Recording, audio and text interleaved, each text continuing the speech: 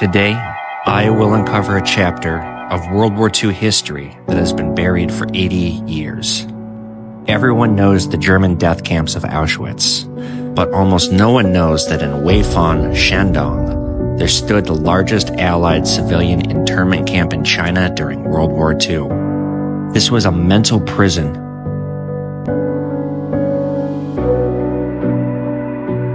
"80 years ago, the Japanese army imprisoned more than 2,000 Western nationals there.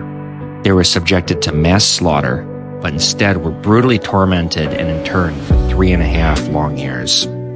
What is even less known is that during the bitter years of Japanese aggression against China, unarmed Chinese civilians guarded the last glimmer of light in this cage by risking their lives to show kindness and love for their fellow mankind." 我父亲吧，是我打铁的，他知道你们在这囚禁的人吧很苦，那些母亲吧把那鬼子吃的那鸡蛋皮洗了烤干打成嘛喂孩子，要引入这种同情心。The cruelest torment the Japanese army inflicted on the camp inmates was never beatings or killings. They turned university professors into food laborers and butchers, noble ladies into latrine cleaners, and an Olympic champion into a forced laborer that ultimately cost him his life. They stripped everyone of their names, leaving each person only designated as a cold number. They could only watch their dignity being torn to shreds little by little. A man who weighed over 200 jin quickly wasted away to under 90 jin in this hellish place. The prisoners starved, fell ill, and died, and yet they could do nothing at all.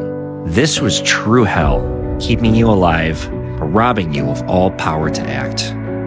当时，我们也是受苦人嘛，感觉这里俺穷咱穷，你这结婚的人是更受苦。小孩呀，缺钙，不去回家上学嘛，买上10斤鸡蛋，买了5斤白糖。当时西方人好吃白糖。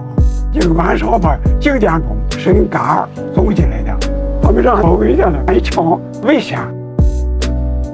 This is Arthur William Hummel Jr. He was an American born in China. At the age of 21, he became interned in this camp. And every day that he lived in this camp, he was subjected to starvation, brutality.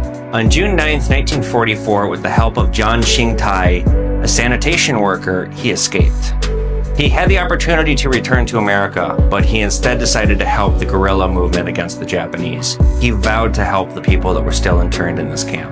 He later became an American diplomat, and he served as the U.S. ambassador to China from 1981 to 1985.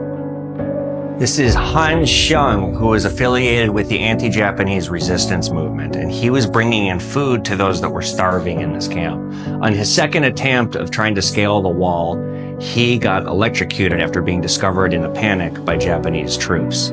Fences were electrocuted, and as a result, he died, and they just left him on display as a public message.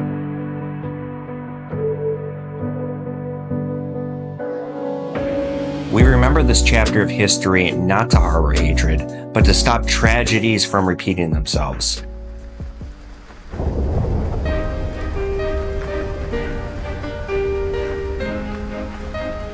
为什么现在战争还有延续呢？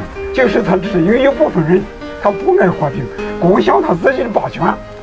我们现在只有团结起来，对日本这种侵扰中国东西时，我们一定要惊起这个。现在就是需要和平，不管西方中国，我们都要共同幸福，共同享受这个给人民带来的和平。我们现在的和平是来之不易的，不要再因为战争而造成更大的伤亡。这帮和中国一定要爱好和平，延续这种和平的精神。推开世界的门，你是站在门外怕迟到的人。War knows no borders, suffering no races, and the radiance of humanity has never been bounded by nationality. This dark chapter of history has been forgotten by the West, but it should not be forgotten. It should not be buried into oblivion. We remember history never to harbor hatred, but to cherish peace forever and uphold the kindness deep in our hearts for all of time. 世界本该是你真实的模样，左眼的悲伤，右眼的倔强，看起来都一样。原来你就是我走失的理由。